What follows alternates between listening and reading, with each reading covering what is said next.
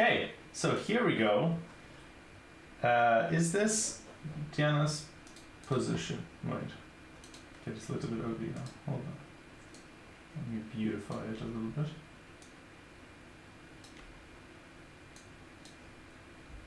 What doesn't look ugly is this position. Why it looks like, you know, position looks great if this is indeed the position. The only reason why I'm saying I'm doubting. You still have a feeling the board below is Diana playing? Well, listen, it's possible, but the thing about the opening is that what we prepped wasn't what was happening on the board below either. So this line of the Italian, it's true that the Italian was more or less the plan, but the idea was to start with bishop c4, and then this variation was the idea.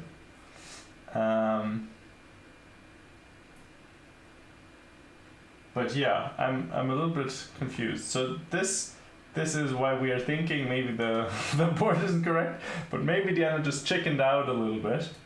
But also her opponent, you know, he's not a g6 player, so that's also why I'm confused. But nothing really makes sense. So also, Diana this is not what she plays either. I mean, okay, this is not a position where you can play a normal collie. To be honest, I should know this. I don't really know what Diana plays. I mean, I know she plays the h3 King's Indian, but I don't know what she plays against this sort of. This is kind of like a Benko by transposition or something, is it?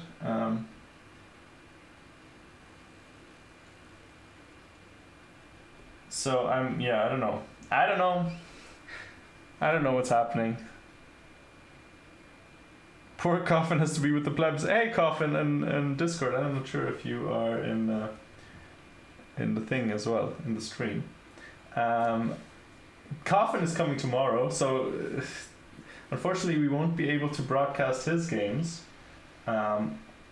unless you know, he rises up the ranks and makes it to the top boards. We should have included Coffin in the streamers room, to be honest. That would be good content, but no, not to be probably. Okay, this is very painful actually, so I won't be doing that anymore. Okay, so I don't know what's happening. Let's just assume that this is Diana's game, okay? And she chickened out and tried to play a collie or something. Yeah, the thing is, try to look at the clip from Kelly's channel and see if this matches. Okay, well, I have my laptop here. I don't have... Wait, actually, I do have Discord open here as well. Never mind, so I can do this.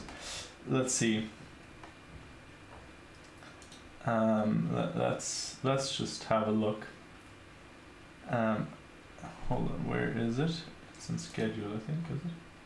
Okay. We can be some a little bit of an wait, we can do some investigating right now. Okay, hold on. Let me just okay, we're gonna zoom in onto Diana's board here. Oh no, not like that. Okay, so this is a clip. Can we see anything? Does anybody have good eyes around here? Oh, sorry. Okay, you can't see it now. What opening is this? What opening is this? I can't somehow enlarge it by doing this, so let's try to, no, not like this. I'm very bad at this, you know, identifying chess positions without seeing them. Okay, there's a pawn on a4, which definitely didn't happen in this game that we were looking at, right? Yeah. So this is not Diana's game, which is sad because white looks like she's doing great, or they were doing great. So, yeah. I guess that's not it, but I don't think it's the board below either. Let's look at Alexandra's board real quick to see if. Okay, wait, let me. I have to. Let's look at Alexandra's board. Let's investigate this one down here because the going theory was that maybe it's that one that we were being shown. And this one doesn't. Okay, there's a bishop on g7 in this one at least. Right? Hold on. Earlier.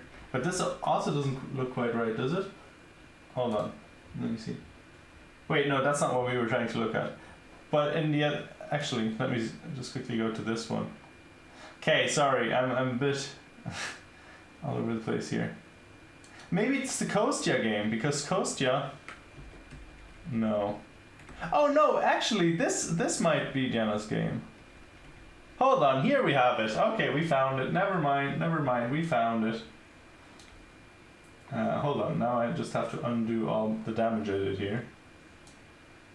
Pawn March Destroyer is a darling. Hello, thank you so much, Pawn March Destroyer. Okay, so we found Diana's game. Sorry about that, it was a bit difficult. So ignore Kostya being displayed here, but I think this is Diana's game because this is a bishop's opening, and this is what Diana was going to play. So let's just crop the names here because yeah, because why not? Because we'll just confuse people. Okay, let's do it like this. We have decided this is Diana's game. Diana's strong. Yeah, this is true.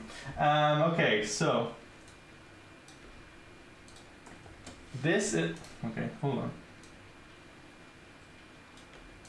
Okay, so this is the game, probably, maybe. Let's see. Let's look at it. I haven't seen the game at all. I just actually, no, I did look at Chess Dojo's channel, who are thinking, by the way, maybe somebody can inform Jesse about this. Jesse was saying, and I heard Jesse say that black's a bit better, and that Kostya should study the opening properly, his opening course. So not a great sign, but let's see. So we did this. Okay, this was the prep, and bishop b4, bishop d2. Okay, we got what we wanted. a5, a4. Okay, this was all in our preparation.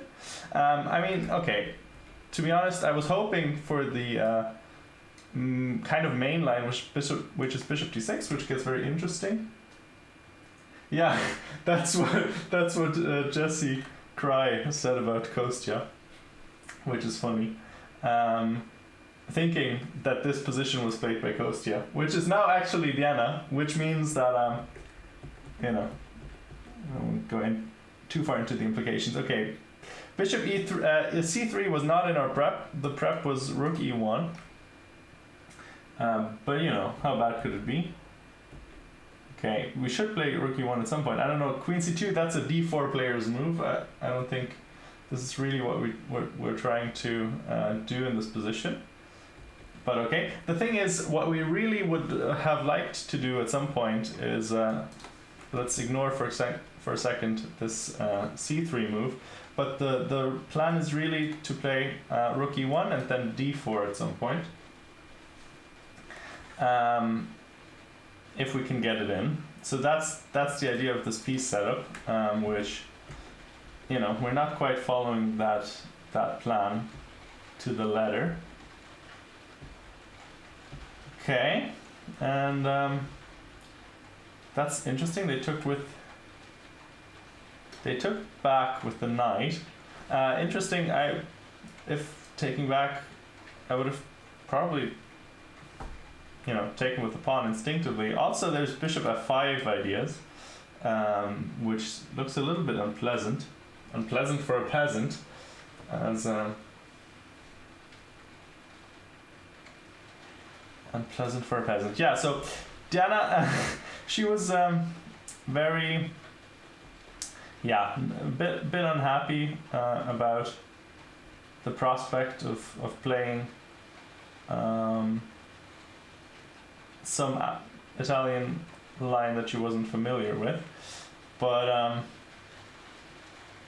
yeah, this wasn't the prep, but she wasn't familiar with it anyway, which is unfortunate. But okay, this position, how bad could it be? Let's see.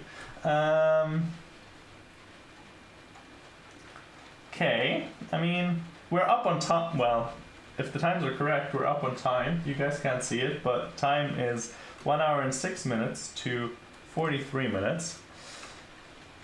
Okay, and let's see. So what if we take with the knight, keeping our pawns together? I mean, at some point, these knights are quite good, whereas our pieces are a little bit discombobulated, let's say. But maybe it's not the worst thing in the world. We can, play some rook e1, maybe other rook to e1 even.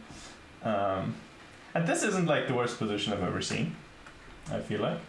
How about taking with the pawn? It's also an option. That at least, kind of forces black to move their knights around a little bit, which would help us. And maybe we can jump into the... Well, no, we can't really do that because our queen is going to be hit, and yeah, that doesn't work.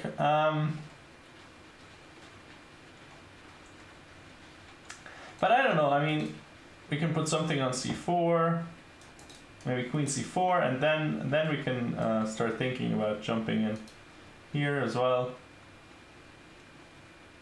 I mean, not exactly the dream opening that we had prepared, but it's fine. I mean, this line, bishop b4, it's not the most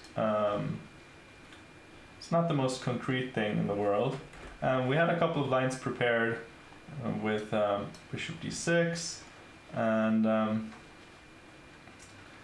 how does it go here? So here, and ideas like knight g3 and knight h4, and then jumping to f5. Lots of interesting stuff here. Loads of interesting lines. We had some very concrete ones as well. But the bishop b4 lines, they're a little bit tamer. But yeah, as we said, c3 not quite the plan we were looking for. It was rook e1 and d4 was the idea.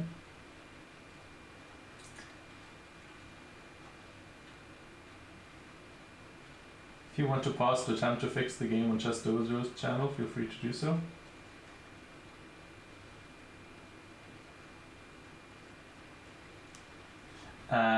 What do you mean, like call them out? We could go into their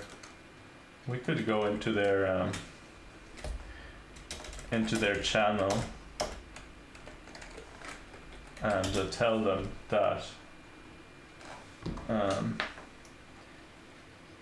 this isn't quite correct. Okay, we get an ad. Brilliant. That's what we like.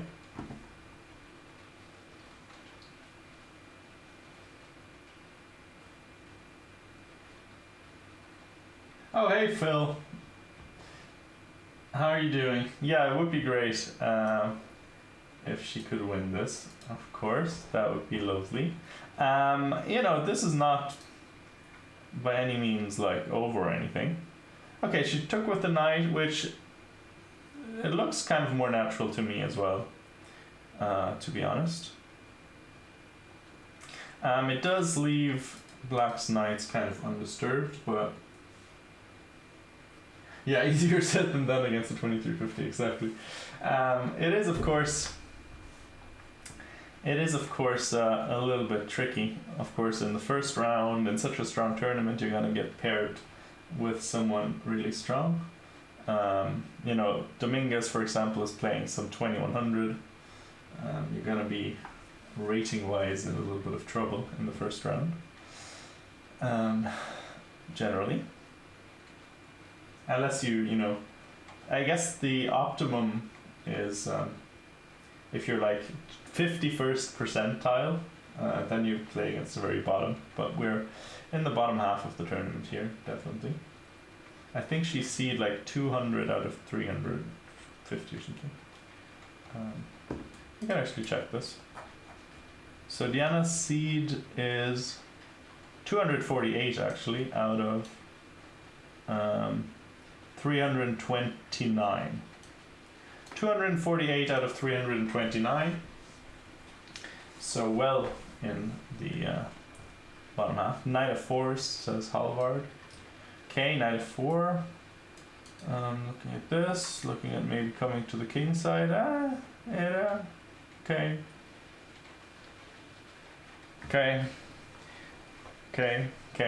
So we put some rook on e1. Which rook? I mean, this rook's kind of like we ideally would like to maybe. I don't know. Okay, maybe we. Well. Okay, this is a difficult one. I mean, moving the f rook at some point, you know, queen could come in and target things. But maybe we do play rook f to e8 and then. I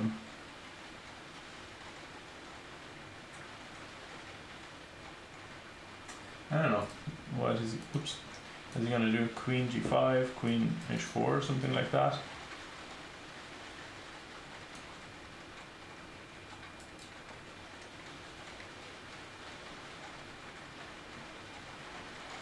We gotta be careful about tactics here. Can we play knight f3? Probably not, can we? Oh yeah, of course we can't because that's just mate. So that doesn't work. So what can we do here? G3 maybe. That doesn't look nice. That doesn't look nice. For example, here. Because you can't ever take because you're gonna get. Ah, well, actually, I just killed my discovery, but you still have this one. And then maybe here and here. I don't know. Okay, this looks. Diana might get opening prep of here in that case. Oh. that would be funny. that would be good. We would like to see that. But I don't think that's how it works, right? Because you get Dominguez would get paired with the 50th percentile of or like 49th percentile of winners. Diana would probably be at the very bottom of the winners. But that would be funny. She gets some personal coaching from Anish real quick. That would be quite funny. For anyone who's out of the loop, Linear Dominguez is playing here. He needs a couple of rating points to catch up to Anish Giri to get the candidate's invitation spot by rating points. Wesley, not Giri. Oh, he's trying to take Wesley's rating spot. Oh, Giri is the one with the point spot or what? Alright, well anyway, somebody is taking somebody's spot anyway. Giri is qualifying by FIDE circuit points. Wait, but Giri could also still qualify. Because Gukash could still catch him, right? So then Anish could also still qualify by rating. Because he's not that far behind.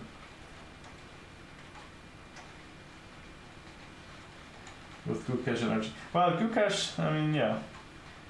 He's had a bit of a demoralizing time recently. Yeah.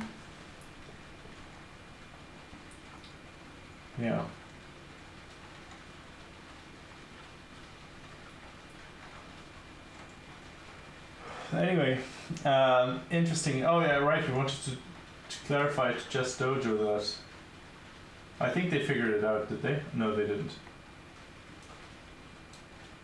Wait, I'll just tell them. I don't know if you guys can hear them now. Let me just.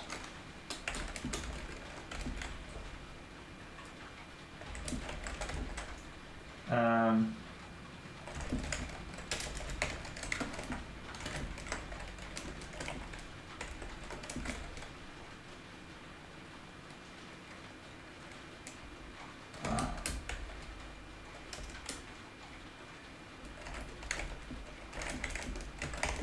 sorry, I'm just writing a message.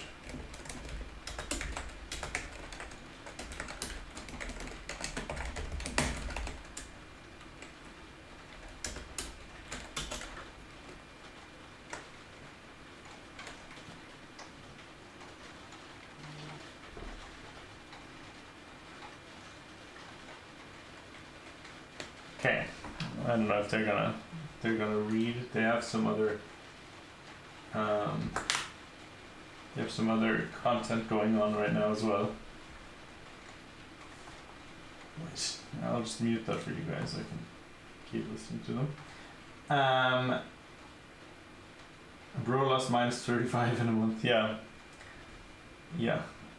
That's tough when you're 2750 to lose that much. Okay, opponent played knight f4. People playing tournaments last minute to try and get to the candidates, and meanwhile Abasov makes it to one good tournament while he's done nothing of note before. Yeah, I think, it's a bit annoying because it's like a wasted spot. He's not going to do anything. He's just going to, like, him making draws is going to determine the influence he has on the candidates. Maybe if he beats someone at some point.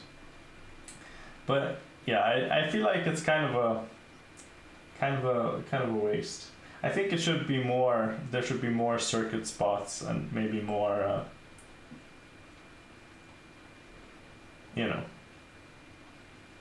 Maybe more rating with some extra requirements about how many games you have to play or something, or maybe a rating performance over the year, over a certain number of games spot or something like that.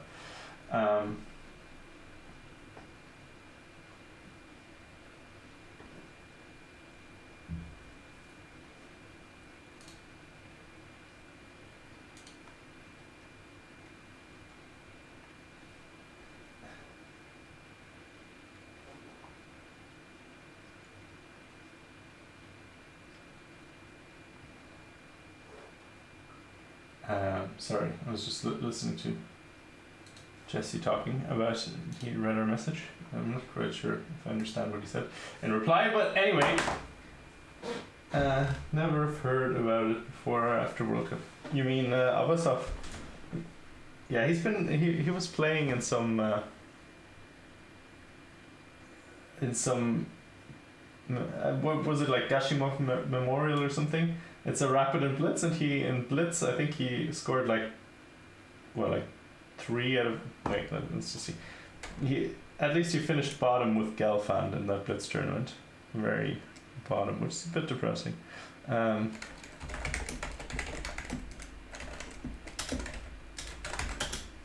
only paid attention to it because my favorite Richard Report won it, so yeah, so he had, okay, at the end he had 6 points out of 18. Well, it could be worse, I guess. But anyway, was struggling quite a bit in that field. And the only candidates player there was Vidit, who finished at the top. Well, I mean, it's blitz, of course, so it doesn't really say anything. But yeah, it doesn't fill one with confidence. And I do always think it's a shame.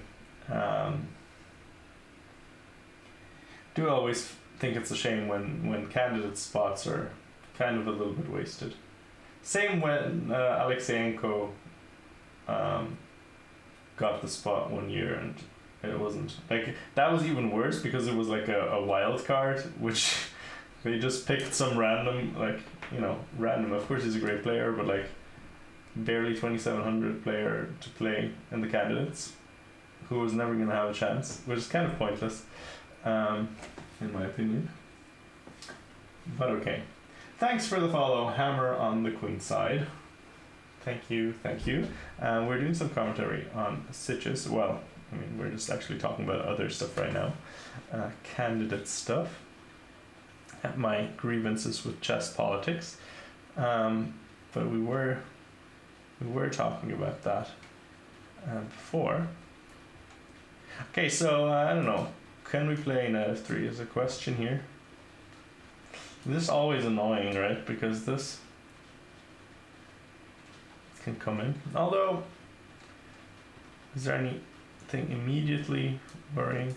Can't play g3 because their knights are going to be a bit unstable. But maybe, I mean,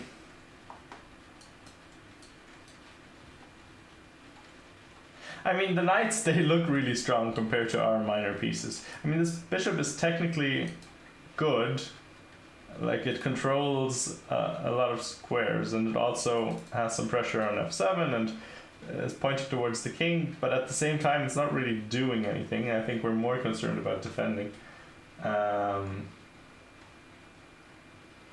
Diana better win this. The broadcast is showing her as in winning when it's close to her playing in 1900, so people expect her to have won. Yeah, exactly. Let's go back to our dream of what the Diana game should be. This one. Yeah, that would be very nice if this was the Diana game, but look at this domination nation here. This almost looks like, maybe you should play queen b3 to get a Rosen goal. That's the things we're going for here. Connect 4. And then we just, crazy house place a pawn back here. And get connect 5. And then we place one here, connect 6. Anyway. Yeah, so we would be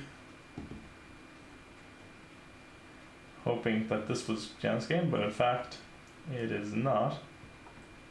Okay, so she did play knight f3. So if nothing else, we're predicting her moves. If that's a good thing or not remains to be seen. Queen f6, opponent playing quickly now, but he's also down 20 minutes. So understandable.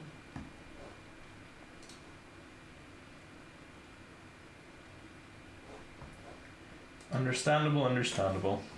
And this looks okay. So queen f6. What's exactly being threatened? Nothing super immediate, I think. But it is kind of an annoying position, really. Maybe we need to bring our bishop back to defending some squares. The d3 square, the e2 square, kind of good avenues for black to attack. Now we are happy that we're controlling g5 and g6. Otherwise, the queen could come in and do some damage to us. And I mean, if we manage to trade off some pieces, then our position's fine. Of course, it's just symmetrical. But as it stands, we are under a lot of pressure. Yeah, black's pieces are just more active. They are very active. Mucho active. Yeah, I probably agree that black is better here. It's hard to grasp. It's hard to say what exactly is happening. That's so good for black here. It's not immediately obvious, but it just visually looks it looks nice. But okay, let's just trade some pieces off. The problem is, if we trade off, then we're just inviting more pieces in. They're coming closer and closer, inching towards our king. So now maybe bishop c4, and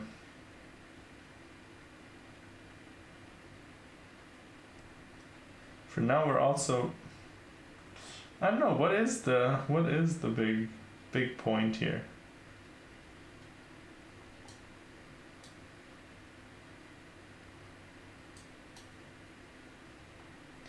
Thing is, if we lose control here, this might become an issue. But not yet. Well, does Queen G6 work? If we play G3, there's 92 check. And then... and then...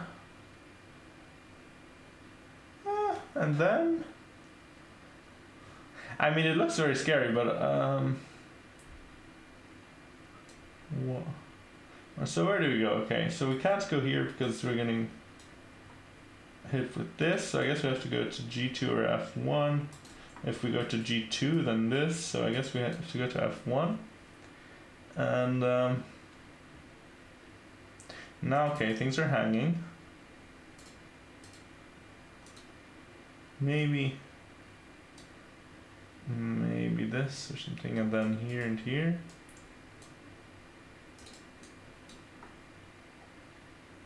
Oh, with this one. I mean, okay, anyway, yeah, okay, this would win, I suppose. But this is quite a way down the road. But what I'm saying is, this is all very concrete. And if black kind of,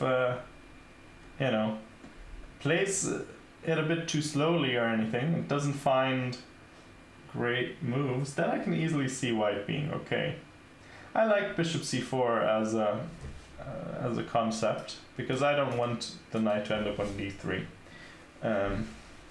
I don't know exactly what it does always, but it just scares me a little bit. Yeah, maybe bishop c4 seems like the way to go. Also, I'm not sure if I was supposed to. I guess I don't have a co-commentator yet, so it doesn't matter. But I think I was supposed to change some setting for recording, but I don't know how to do it. I don't know if Diana already did it. I just remember last time at UCD, you couldn't hear Emma on the co-commentary in the in the VOD. I don't know exactly what the setting is. Like somehow separated recording, and then only one of the audio tracks shows up on the video. I can see a theme with a knight on e7, queen sack on h2, and rook to h5 mate. Okay, well this is very... Oh, what happened here? We got kicked to board 1. Wait, what? No! All the other games disappeared! There's only 11 left. We got deleted. We got deleted. Diana has been kicked out of the tournament. Well. Big question, would I get a place in the streamer corner of Sitges? Well, only one way to find out. You are a streamer, so that would logically kind of suggest you as a member of the streamer's corner. Although I guess David Proust didn't get a place in the streamer's corner, so only one member of the Chess Dojo got invited. But also we don't really have any more games. I don't know what happened. Not really sure. Let's look at some professionals going at it. Let's see how Mr. Dominguez takes care of business. Okay, so sorry. Sacrificing a pawn and another pawn. Well, okay, that's not really a sacrifice. Taking this one. Oh, we thought for 21 minutes here. Damn. I file that. If I'm this 2100, I'm like, yes, that's a win for me. Making the Super GM think for 20 minutes in any position against me. Really making him work for it there. Castles into it. Interesting. Bit bold for my taste, but I don't know. Okay, and that's it already. 12 moves only. Interesting. They're playing very slowly. Dominguez thought for 21. But okay, it is Dominguez. I forgot. He's a time trouble addict.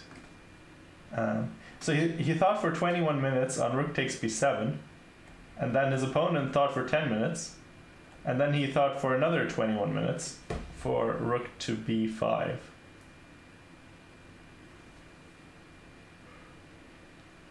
So that's interesting. Really going. I don't know, rook b5. I guess that square's protected. You are kind of struggling a little bit to bring your pieces in without trading off your queen. So maybe that's black's point, but also, you know, these guys look a bit sad over there, a bit abandoned. So yeah, okay, Dominguez looking good.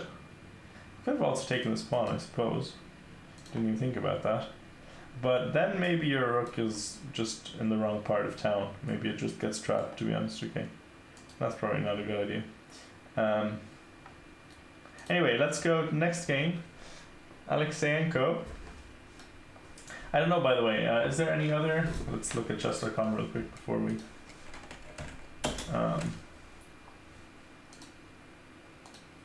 let's see what the green website has to say about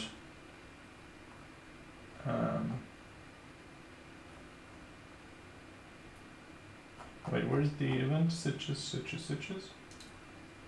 Hello. Oh, here we go. Oh, the Champions Gesture is also going on. Missing it. Rude. Busy commentating.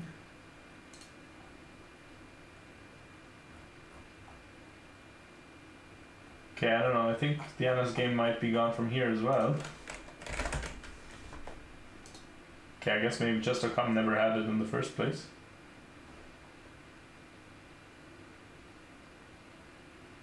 I don't know. Let's check chess24 maybe? But probably it's a thing across all websites, I would assume. Big question, will linear draw when getting enough points for candidates? Withdraw, sorry, that makes more sense.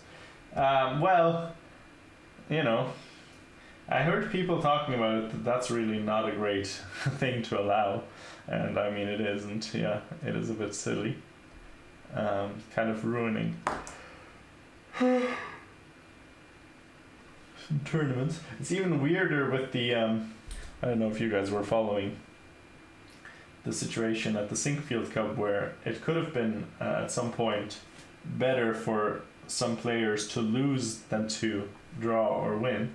For example, I think Geary was almost going to be in that situation where it would have been better for him to lose to Fabiano than to win, just so that Fabiano would finish ahead of Wesley and thereby depriving Wesley of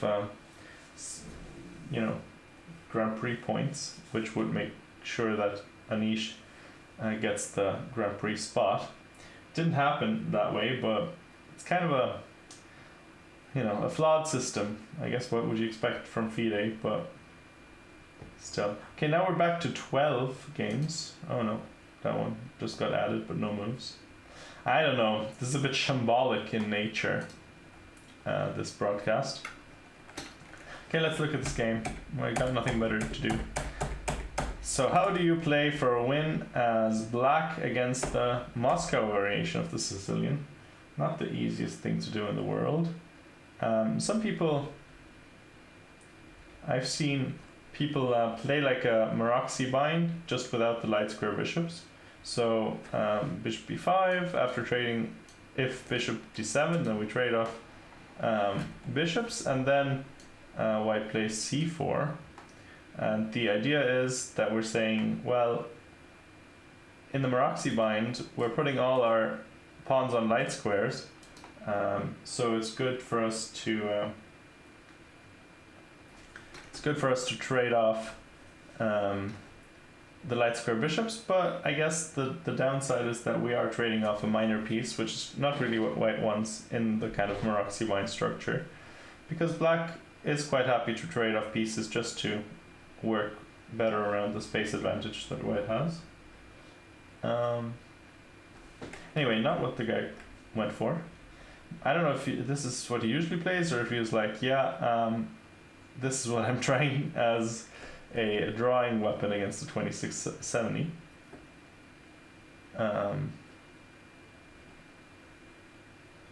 Well, I don't know.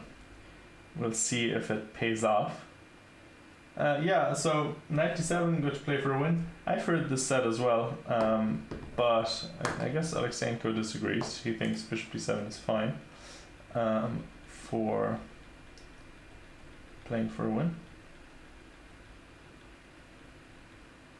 Maybe he's just saying, oh well, I'm too good. I'm too good, you can't do anything. Okay, let's see.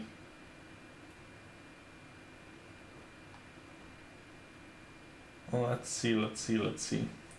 This position, I mean, can't be bad, can't be really bad for white, can it? I don't know, doesn't strike me as...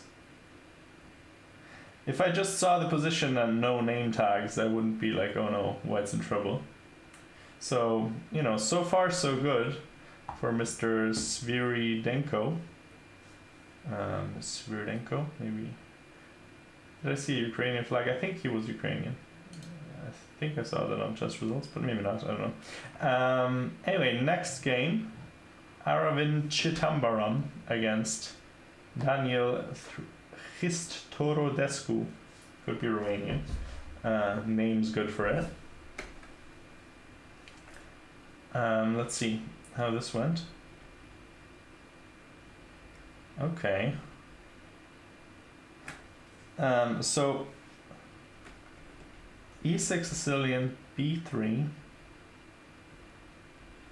Okay, interesting. Not too familiar with this particular idea. F5. Alright. You guys going for it? Looks kind of... I like black's bishops. More than white's bishops, to be honest. Wait, so... Hold on one second. So what was the idea? If we take here... What was the big idea? Oh, wow. Okay, so...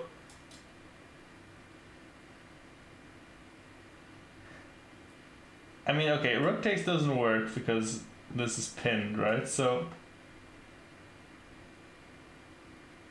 What is the...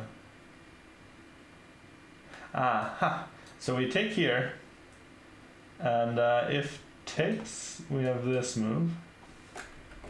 And if king g1, we just take here, and can we take here? Ah, no, and now our queen is hit and the bishop can take our bishop next. So yeah, interesting. I played the same tournament as black 2 months ago. Oh, interesting. As the Romanian, alright. Okay, so this is a interesting variation. Looks like black has some tricks. Maybe white missed something here. With king h1, doesn't quite stop f5, and now f4. But I like this for black, to be honest. You're not really stopping the idea yet. Oh, okay, you play queen b8, trying to put some pressure on the f4 pawn. Okay, I mean, looks like black's playing well here. He's an FM 2111, which is unusual. Unusually low rating for an FM. Is he old or young is the question. Daniel Hristorodescu. Let's see. 1971, so on the older side, an old FM.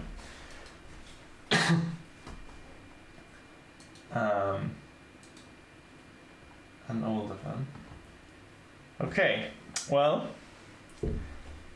looks like this old FM could learn some new tricks here, or was able to, kind of pressuring the 2650.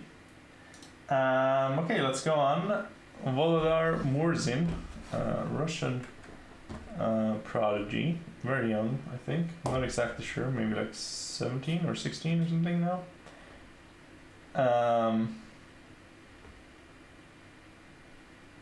Okay. Let's see. D4. Actual King's Indian, Fianchetto variation. So this is more like it, you know, when you're trying to play for a win, going with the King's Indian. Some would say it's playing for a loss, but I digress. Okay, this is the position. Somewhat even on time. I'm always impressed because I feel like, you know, holding a decent position against these super great players like 2600, it's not that holding a decent position is impossible for a while, you know, you're gonna lose in the end, but like I think you can hold on for a while just fine. I think it's always impressive when you remain equal on the clock, because that means, you know, it's not just them. I always have this image of you know, a GM just being able to blitz a classical game against the 2100 essentially, but I guess that is an overstatement. Although I have seen there was like some analysis of like Magnus's 3+0 being like 24 something classical level. I'm not sure how accurate that was or how they came to that conclusion, what the methodology was, but I thought it was interesting. An interesting number to consider. And that's kind of like what I would feel intuitively to be true. That Magnus was just crush people with a lot less time. But, you know, so I'm always impressed when people can get these much stronger players to spend a lot of time and stay like sort of even on the clock with them. Anyway, Puranik against Stephen Le Pen. Oh wait, hold up. 25 games. I think we're back maybe. Are we back? No. No, we're not back. No Diana. 25 games back, but no Diana Mirza. Okay, so we're going to have to stick with these very, very interesting yet totally inconsequential games. Let's see. So far, no quick collapses at least. So let's see how this game goes. This I feel like always especially tough, playing a Sicilian against someone really strong. It feels like here you can just lose and the stronger player doesn't spend any time. I feel like that's the kind of thing that can happen in if you play a Sicilian against a really strong player. You really gotta know your stuff. Okay, so apparently this is all okay. I mean, actually, I played this. I played this classical Sicilian. So this looks all normal. I think G5 here. Yeah, book says G5 is the main move. He played B5 after. Okay, doesn't seem to be. He thought for 8 minutes before H6, which is the book move, but that's the kind of thing where I would think. You know, imagine you make the wrong move here. You play like, I mean, okay, there's probably a bunch of moves that are possible in this exact position, but you can mix something up and immediately be kind of lost. For example, B5 here, it's always a little bit hard to understand, but when you play B5 at the wrong moment, it can go very bad very quickly. But okay, so Puranik thought for 20 minutes here and played E5. get some trades in. Sacrifice a pawn. Okay. Not too sure about this. I mean, maybe just complicating things. The attack does look kind of nice. I mean, definitely looks like white has plenty of compensation. Black's king is going to be unsafe for the rest of the game.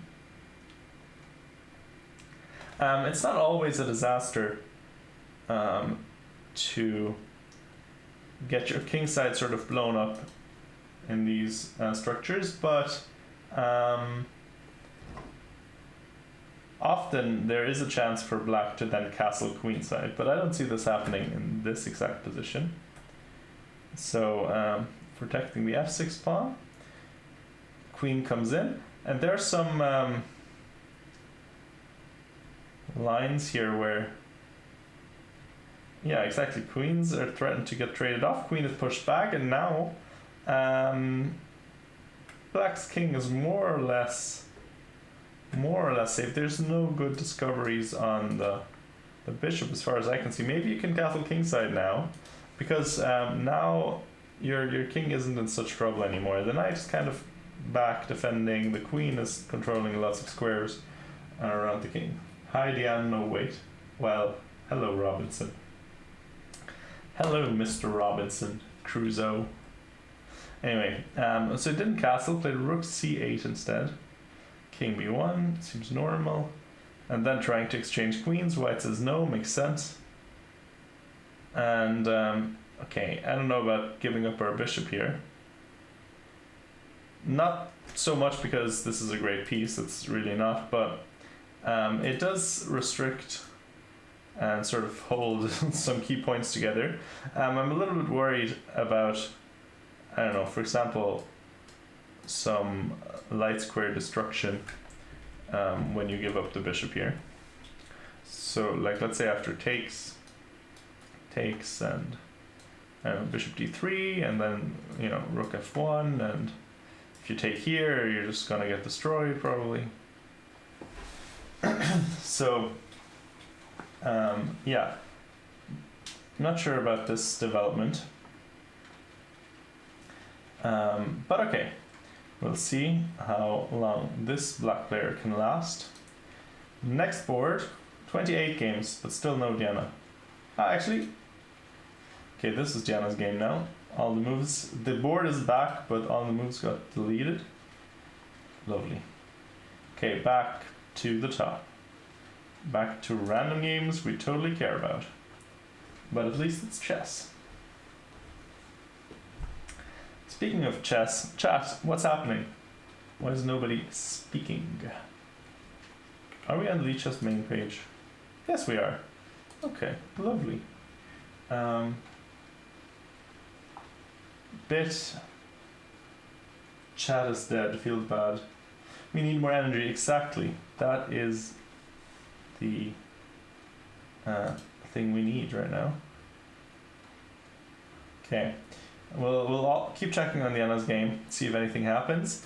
Let's look at this game. Mendonca against Rishi Vijayakumar. Show Panamundo some love. Goodness, Kjol. That's a crazy glitch to have happened. Hopefully it'll get sorted for the rest of the week. Yeah, I don't know. All the games disappeared for a second, and then they're coming back, but without games, without moves. They're getting added now. I can see them all, but the streamers are getting slowly fed back to us. Okay, Anti-Nimzo.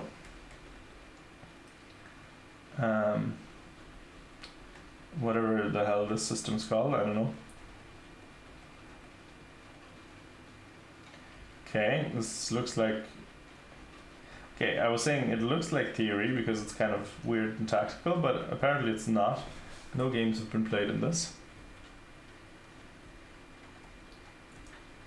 And black... Okay, and so we win the e4 pawn, give up the c6 pawn. I would be very scared here as white. This looks very flimsy, this construction, but okay, this rook's also hanging, and the bishop doesn't have too many squares, so bishop a6. hitting the knight. Okay, I guess we're barely hanging on as white. Now saving our knight and giving our queen the a5 square. Okay, taking the a5 square away. Queen b7. Oh my goodness.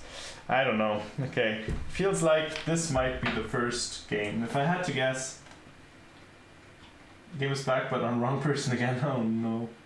Brilliant. Hey, maybe we can just enter the results as displayed on the boards, shall we? So if Kostya beats the 1900 and we get the credit for it, then I don't have any problem with that. We just take the points and run. No issue. If only there was no writing down of moves and e-boards were all we had. Wouldn't that be good? Anyway, I was saying that this position, this is my bet for first game to finish. Maybe, because this looks like white's queen might be getting trapped imminently. Okay. I don't know, maybe there's a way, but maybe the end would get an iron then. Yeah. That would be something. Anyway, not too happy about this, I guess. Although, I mean, you know, we don't care who wins, so. Okay.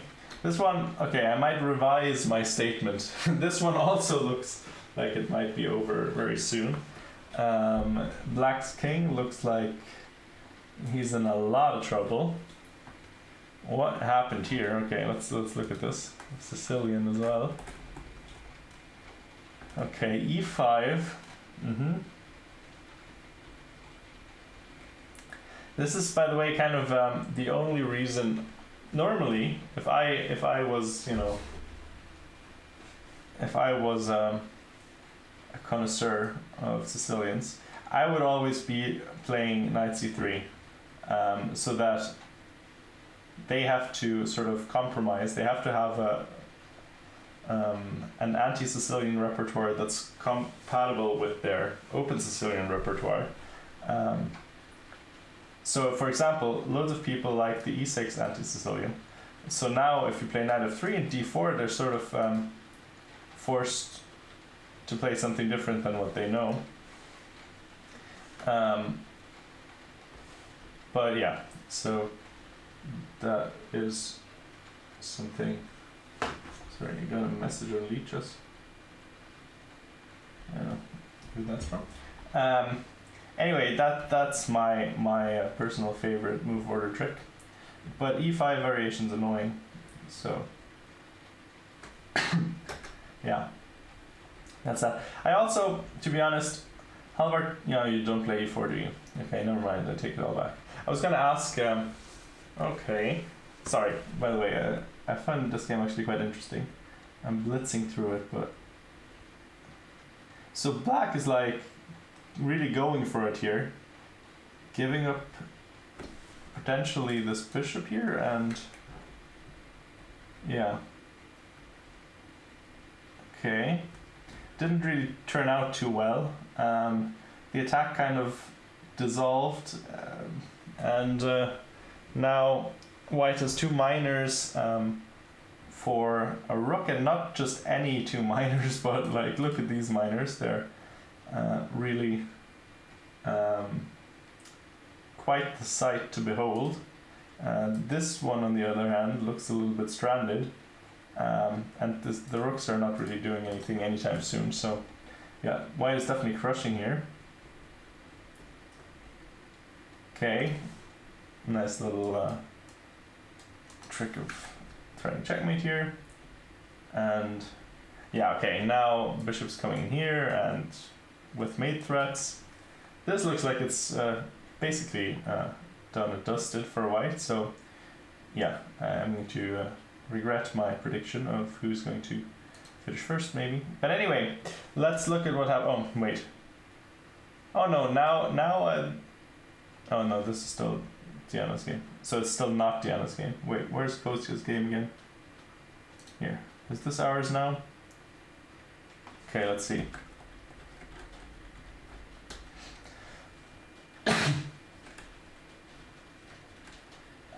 Okay. Yeah, that is Diana's game as far as I can tell. Okay, so we did play, what did we play? Rook A to E1. Okay, so we were saying Bishop C4 was also an interesting thought, but Rook A1 probably okay. So we didn't play Rook takes D8, we played Rook E3, which makes some sense. Okay, C5. Okay, here we could have taken, and I'm happy with trades. I don't really want to put my knight somewhere in the middle of nowhere. So why didn't we do this? Oh, never mind. Somehow I thought, somehow I thought they had to take our knight, but that's not actually true. Somehow I thought they had to take our knight, but they can just take our rook first. So that makes sense why we didn't do that. So knight b3 though, that's very unpleasant. And now, okay, rook takes, and then we have this one. Oh, we have this one though. So I guess that's an exchange. Yeah, this is not looking like the most pleasant position I've ever seen in my life. We are up 30 minutes on the clock, so at least we're going out with clock time on our hands. Also, by the way, Mark is playing, Diana's brother. I don't know, I haven't actually checked who he's playing. Trinita. Wait, is he not playing? Wait, I thought he was playing. He's definitely in there. Oh, he's in the B group probably. Yeah, right. Is he in the B group? Oh, yes, he is. Okay. He's very underrated. He's like rated 1100, but he's not. He plays way too quickly is the problem with him. He can't focus. So let's see. Who's he playing? Mark against Theo Hagen. 1630 rated. Okay, so that's definitely doable. I think he's definitely better. Oh, thank you, Lula. Sorry, I don't have my headphones in. I know it looks like I'm wearing headphones, but these are not actually. These are connected to a different computer. I'm really multimediaing it here. Yes, thank you so much for the raid, Lula. I hope this wasn't a long time ago and I missed it completely. Hope you're doing well. Are you playing any OTB tournaments coming up, or how's it looking? Anyway, okay, Queen G6 was played, not 91. I thought 91 was just winning an exchange. You can't even take it because that's checkmate. So maybe he thinks he has something better. Queen G6. I guess this is not going anywhere. Although now you have Rook G3, and now it's no longer a fork. So that's a thing, I suppose. You could also, now we could get into an endgame, which is more than we deserved. But we are down in exchange for a pawn. Maybe this is this is a better position than we've had. Of course, this is not enough compensation, but maybe worth a shot. Gotta be studying those.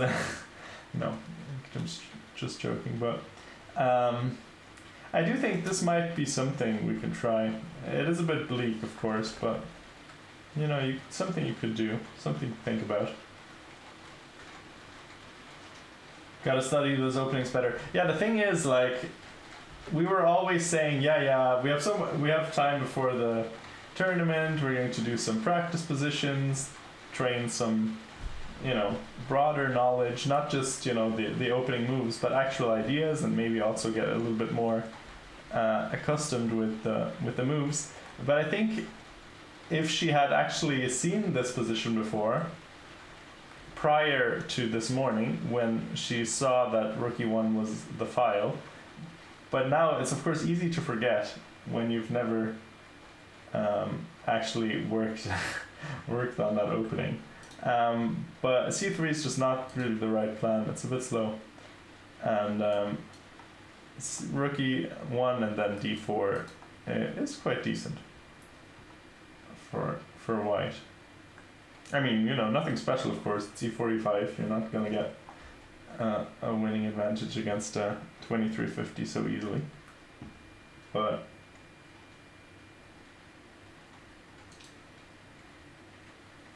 anyway,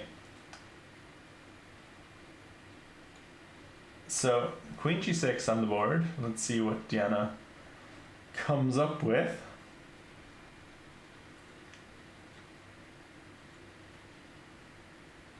Yeah, well, I mean, the preparation isn't really the issue. If it's going to end up in a different, if you're going to end up playing a different line over the board, like, you can prep all you want, but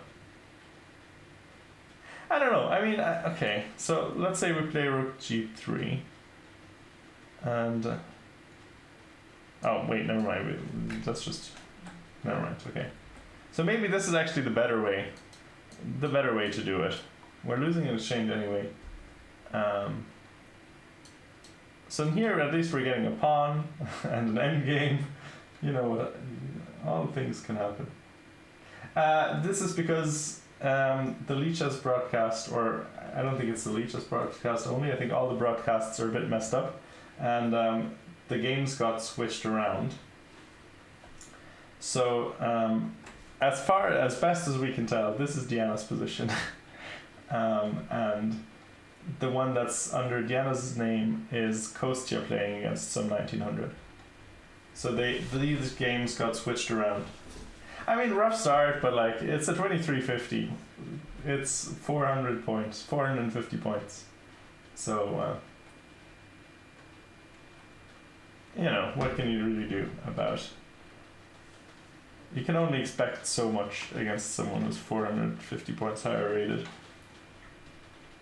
Yeah, anyway, that's at least what we think is happening on Linux. We're pretty sure.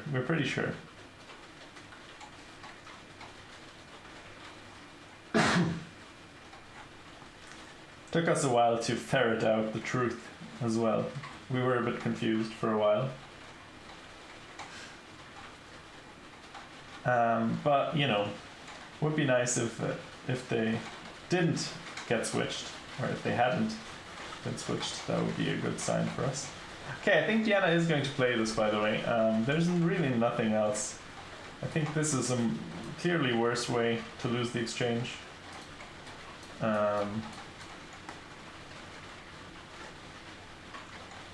Wait a minute, hold on.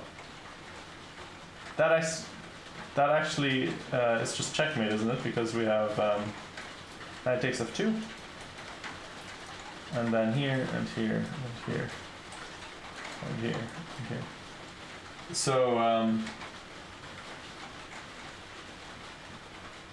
yeah, that would not be good. So that actually doesn't work. Anyway, you'd have to give up your queen, I guess, after this. Here. But okay, this we don't need to talk about. So, okay, so rook takes f4, kind of forced then. I feel like, or I mean, I guess g3 is a thing.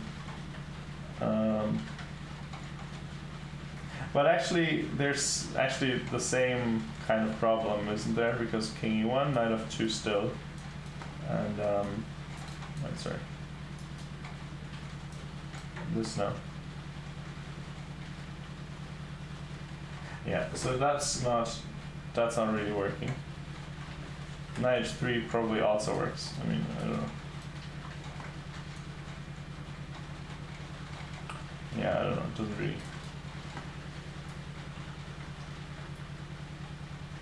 Anyway, I mean, not really a thing we can do. So, I think Queen g6. It does allow this exchange sacrifice, and we should be playing this for a while. You're not immediately falling apart. It doesn't.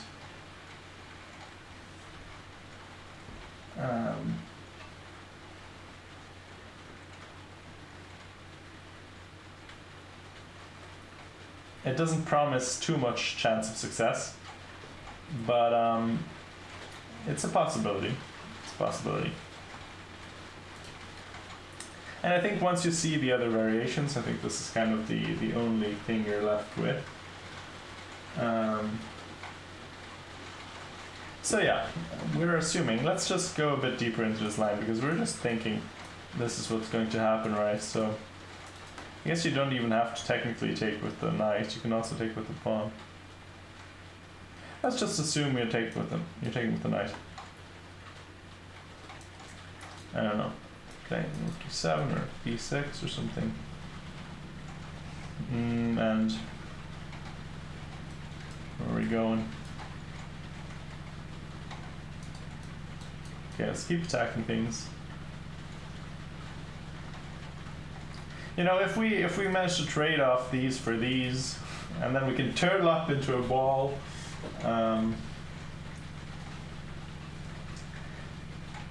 Curl up tight, hedgehog style. Then maybe we can do something. I can see it happening, to be honest.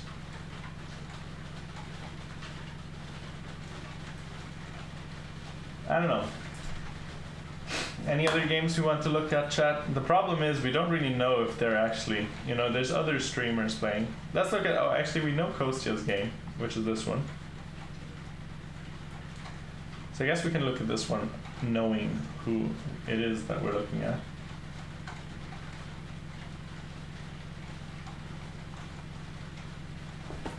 It's a bit annoying. Sorry, it's bothering me a little bit.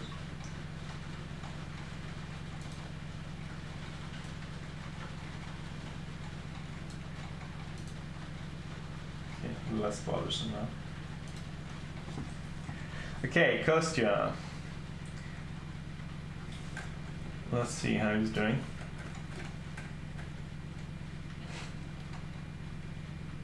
Okay, I mean, looks dominating. Now sacrificing a knight and f6. So Kostya already in round 1, or maybe this is just the this is just how it goes, that in round 1 you go for the beauty prize. So here, how does it go? Sorry, I have to find, this is a weird position, to find my bearings a little bit. So, I mean, if we take this just thingies, so, and if we allow this, that's just bad, and if we allow this, that's also just bad. So what to do?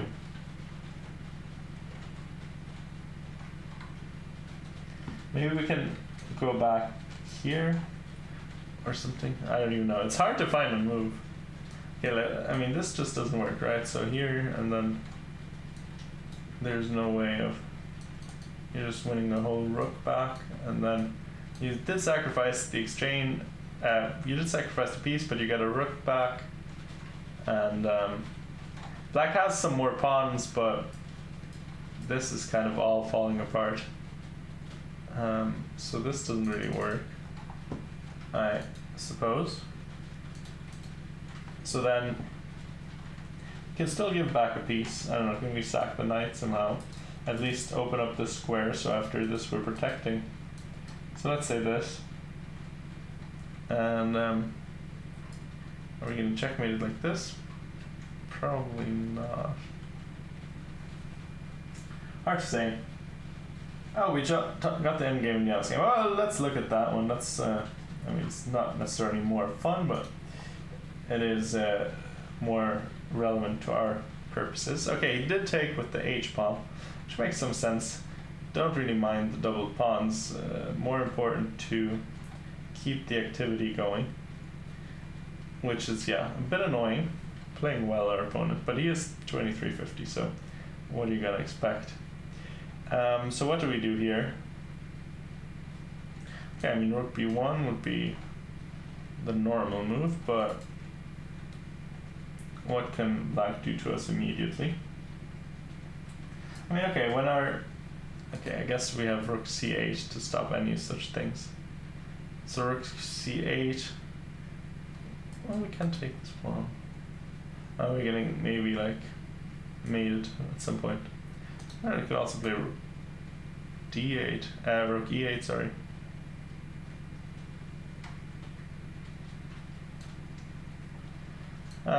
Well, oh wait, that doesn't help. That doesn't stop the mate.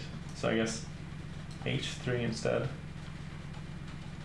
And I mean, okay, black can also just trade and say, okay, listen, I have a rook and you don't have a rook. I have a rook and you don't lose a rook. How did you lose in exchange? Well, so we were around here and then things start going wrong. Well, here maybe we still had a chance to give up the exchange in a bit of a better way. Like this, and here now our knight is very much off sides. And our opponent found this nice little move. If we go here, then knight e2 is coming, and if we go king h1, then knight f2, here, here, here, here, and here. Oh, I'm sorry. Here and here. So that would have been a killing blow. So what Diana had to do here was sack the exchange like this, and we were saying, okay, maybe it's, you know, some small chances if we get a pawn like this, but our opponent smartly took with the pawn, leaving his knight active. Not that the other one wasn't also winning, of course, but then knight takes e5 anyway, and rook's coming in. I mean, hard position to play. It was for a long time. I think after c3 it already gets kind of a little bit hard to play the position for white, because it's just not the right plan. Yeah, this is definitely technically winning. But I think, yeah, most of it goes back to this moment here when we played c3. It's a fine move, like not too bad, but it doesn't really come with an easy plan, and it makes white's position a little bit loose. Better with this and then d4, and we're sort of liquidating. Then this structure is quite stable. We chip away at black's center, and things work out. That's not even a good move. I guess this.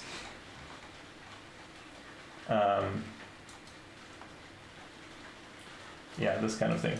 This actually, I think we had it in prep up to somewhere around here. Maybe without the inclusion of a4, a5. I don't quite remember for sure. But yeah. Anyway, that was the idea. Rook e2 now looks tough. Looks tough. We can't really do anything about our rook getting traded off, and then it's going to be hard to defend anything. Okay, bishop c4. So we give up the b pawn. But we were saying earlier, if we can get rid of these pawns, you know, there might be something we can do. So now maybe we're going to try something like this, and then try to, I don't know, contain that way, but it doesn't look too promising. Too simple for him to screw it up. Never say never. If Diana could screw it up, then he could screw it up. I'm joking. But yeah, it does not look like the most complicated endgame of all time. Hello, Hushno. How are you doing? How are you doing? By the way, there's other streamers playing as well. But for example, Mariplant didn't make it into. I think Mariplant is playing this, but she didn't make it into the streamer section. I guess maybe because she doesn't have anyone commentating on her channel. I think maybe that was, yeah. I mean, it was kind of a broadcast thing. And then there's actually also a German streamer. I saw he was a CM. I think he's playing as well.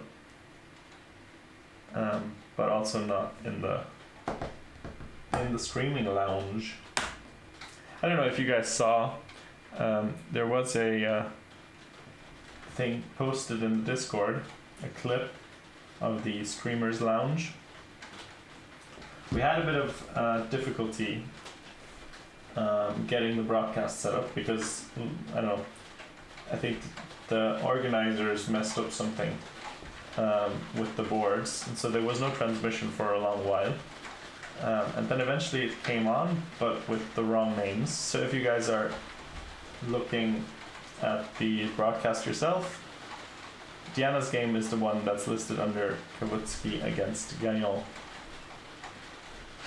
And yeah, the other way around. This doesn't look comfortable. No, it does not. Yeah. It does not look very comfortable. Although, if you're talking about this chair, it's great. Sponsor us. Even though it's old and used, and we got it for €10. Great, great stuff. I feel myself straightening as we speak. You know? It's actually quite good for posture, I feel like. It supports good sitting. Anyway, not sponsored, by the way, yet. Okay, we lost the b2 pawn.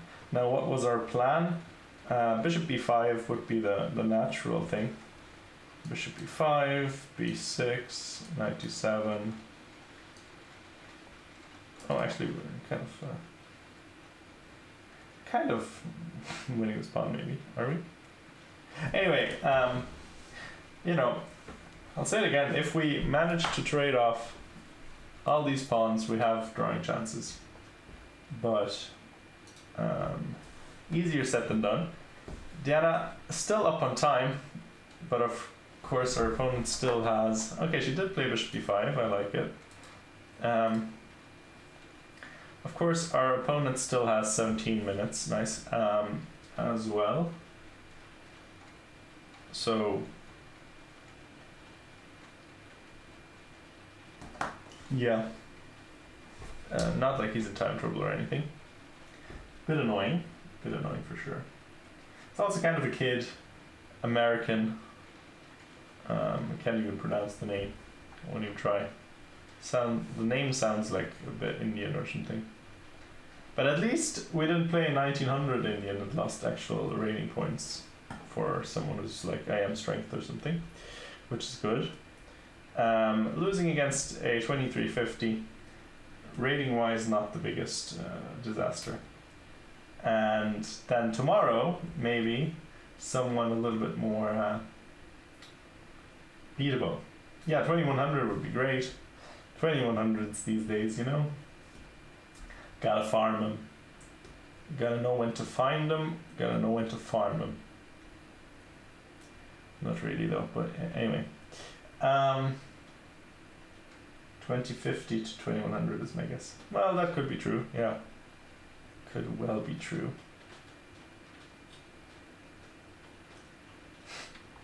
Okay, 92 check.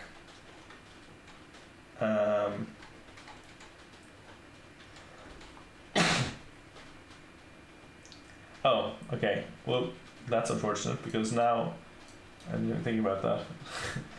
Now our bishop's hit as well, and if we do this, unfortunately, this pawn is still alive, which is not great. If this pawn was gone, you know, I would believe in our chances here.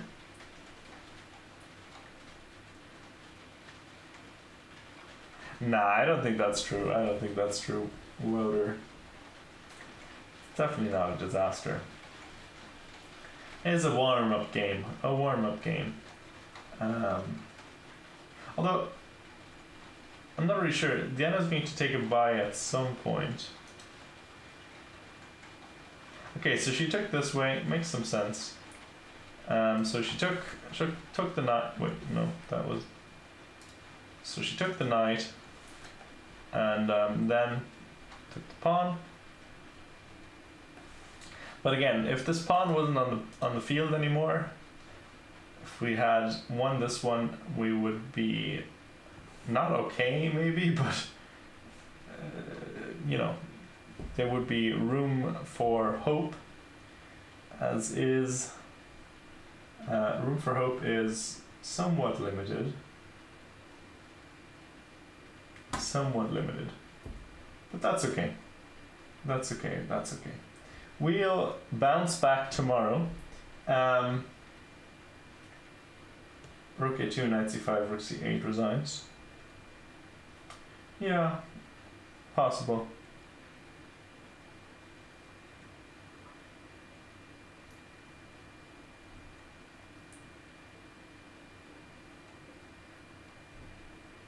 Possible for sure. There's not really any tricks either.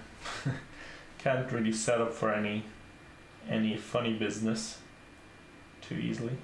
Okay, we run the pawn. How about that? c4. Oops. c4 takes c5. Here.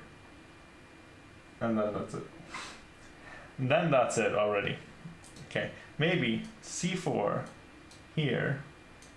Here, but the problem is after here. Well, actually, we can play this. Maybe something like this. Could be something we can do. At least we have a pawn, you know. Pawn's running. Pawn be running. She's not an early resigner.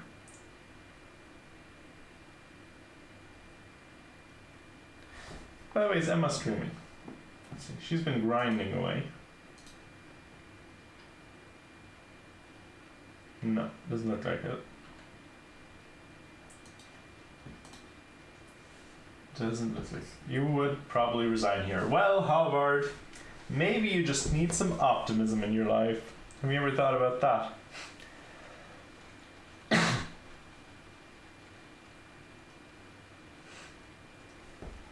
Have you ever? True, maybe. Yeah, I know. I'm aware. Don't worry about it. I forgive you. Yeah, so I think that's sort of the only plan we have if we want to keep playing.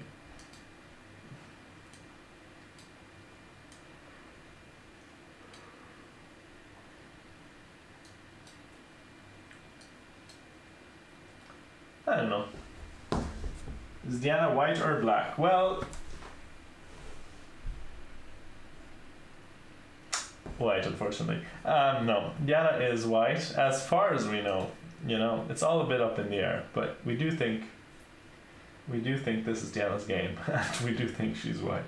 We know that she's white. We do think this is her game. Yeah. Let's see how Kostya is doing in the switch game. So this game, as you can see, this claims to be Diana, but it's not. This guy played rook b7, okay. Rook b1, and now the end is near. The end is nigh, because after rook moves, we can probably. Well, our c-pawn is hanging.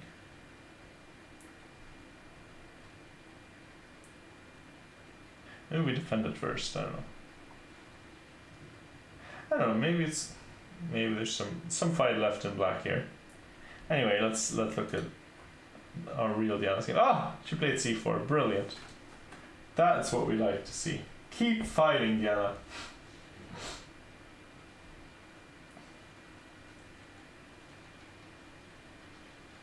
Keep fighting. Passed pawns must be pushed. You have a passed pawn, you have hope. And we definitely have that, so we must have, therefore we must have hope as well. So that's how it works. And we are going to push, we only need hope to win. Exactly, there you go, we're already coming around to it. Wait, actually, sorry. Oh, she played rook c1 first. Okay, do it your own way then. Do it your own way, Diana. Just out of spite, she got the same position in a different move order. Typical. She heard me. Anyway, we're still somewhat alive and kicking.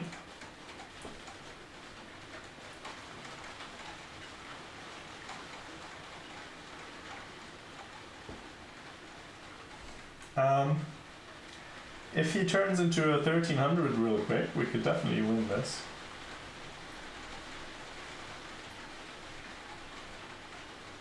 If not, then it's probably still going to be a bit of an uphill battle. But who knows, who knows what could happen. Do we have any other interesting games? Did any of the top games end by now? Looks like they're all still going. Okay, this one looks like black has no queen anymore. It does have some material, but still, the material is sort of sitting at home, doing nothing. How about this one? Okay, it's still not so clear to me why black should be better. Could just go back, and the thing is pinned. So I don't know. Maybe this Mr. Sviridenko is working on some upset potential here. Here, speaking of upset potential, according to my count, black is up all the material in the world, and white also needs to take this, otherwise this is going to be nasty. So is black not just completely winning here? Let's hope he falls asleep at the chessboard. That could be another way, yeah. I guess sleeping people are even worse than 1300s, although not much. Not much. I'm joking, by the way, don't be offended. Don't be offended, anyone. I'm not good either. Anyway, it looks like black's completely crushing here. Unless there's like some tactic I'm not seeing, but there can't be because all of the pieces are useless. So yeah, looks like this is our first upset, a win by Mr. Christodorescu. Okay, difficult. Against Aravind, a 500 point upset. Pretty good. Okay, how about this one? Okay, this one hasn't moved since last time. It's probably not accurate. Maybe there's another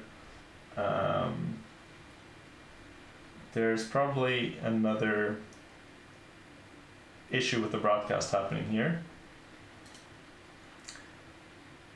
Puranik against Stevio. Okay. This did happen though. Okay, I don't know. How bad is this? I like white, of course, but maybe it's not dead. But maybe it is dead. I don't know. Hard to tell on first blush, but white should be probably winning this, considering the rating differential as well. How about this one?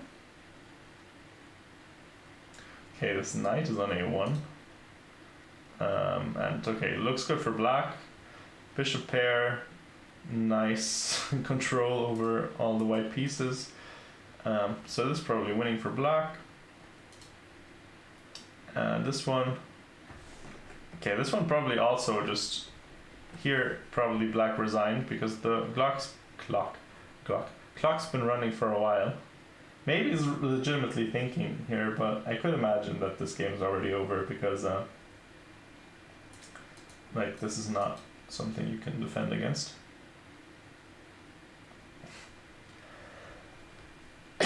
Anyway. Okay, this one, Yannick Carter. Okay, sounds German or something. Against the 2600, Krishnan Sasikiran. Looks like, I mean, okay, black has the bishop pair, but I don't know. What if the knight just goes to c3 and then never moves again? How does black do anything? I mean, this must... I mean, I don't know. I imagine this is a draw, right? Like, what could happen? Couldn't really imagine this being too good for black. So maybe actually quite some upsets. At least minor upsets. And then some major ones. Okay, this one, poor Indian GM is playing against another Indian by the name of it. Always dangerous. 2100 Indian, nobody wants to face those. Nobody wants to face them at all. Somebody's challenging us on Lead Chess. No, thank you.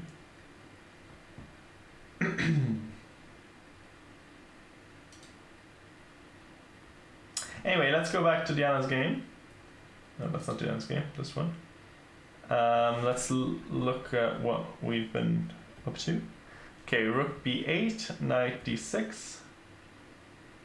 Okay, rook b4, knight b5. Okay, listen, I mean, I'm still team push. But of course, you know, this is the thing we can do.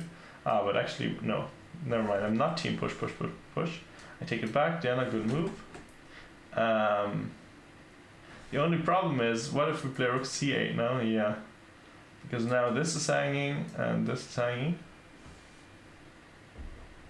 So now I guess we go back to d6. But then rook c6, and then our pawn is dead. No, lies. We can hold on for a bit longer. Oh no, we can't, because this is just hanging anyway, because this is mate.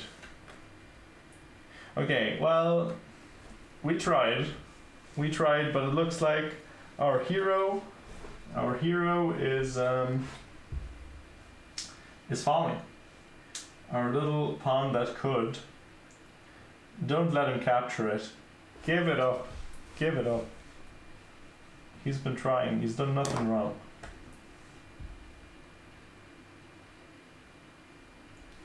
You know? It's not the pawn's fault.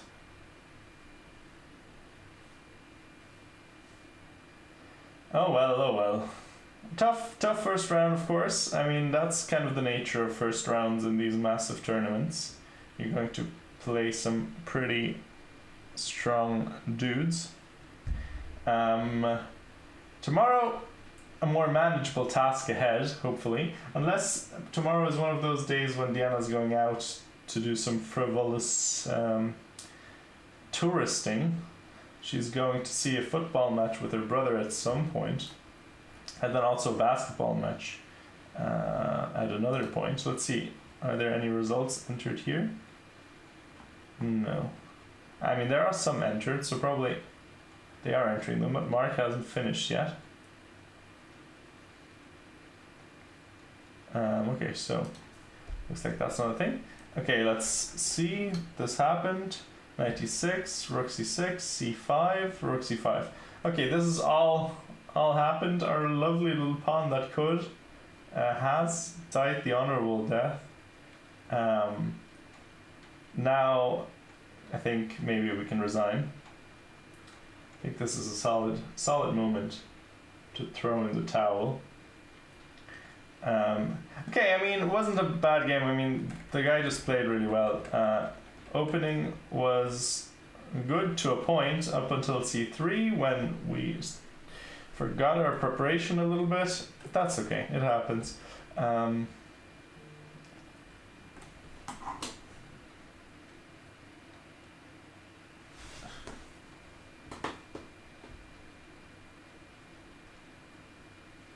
Sorry, Indiana's already finished. It's just messaging.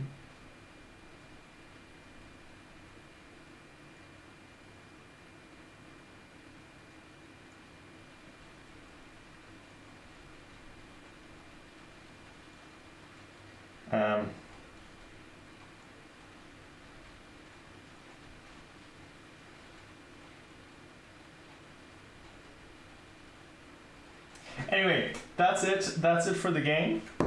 Diana's been messaging, so that means she resigned here, I assume. They're not too good with updating the things, so we'll just leave it here. Rough loss. I mean, I don't know. It's fine. It's fine. We did fine. Didn't have too many chances, of course. But okay, really strong player, and you know, we need to get warmed up. This was a good one to do so. It is true. Well, no interview. No, I don't think so. I don't think so. But yeah, we're just gonna raid someone. We'll have a post-match discussion. We'll just raid who's streaming. Oh, Shachmat Kanal. But they're not. I don't know, it's Russian. Oh, let's raid Adnan. Adnan. I like Adnan. Okay, let's do that. Not raid. Adnan underscore 1. Okay, I'll send you over. Oh well, yeah, that happens. It happens. Strong player. First round. Always going to be hard, but this is okay. We're going to have opportunity to bounce back tomorrow, hunt a bunch of rating off of some 2100, and get the race to the top going. Luke will also be there tomorrow. Coffin will also be there tomorrow, joining the tournament. He's traveling today, so that's going to be fun. Streamers getting beat. Well, all the streamers, like Constantine. Kostya is probably winning, I assume. Let's just quickly look at this game. But of course, all the other streamers are going to be underdogs. But yeah, this looks winning for white. So this is actually, you know, Kostya's game here. But anyway, I'll send you over to Adnan. That's in such tough conditions. What are the tough conditions? You mean with the mixed up names? That's grand. Well managed. The detectives found a way eventually. Anyway, we're rating. I'll see you tomorrow for the second round probably. And yeah, goodbye.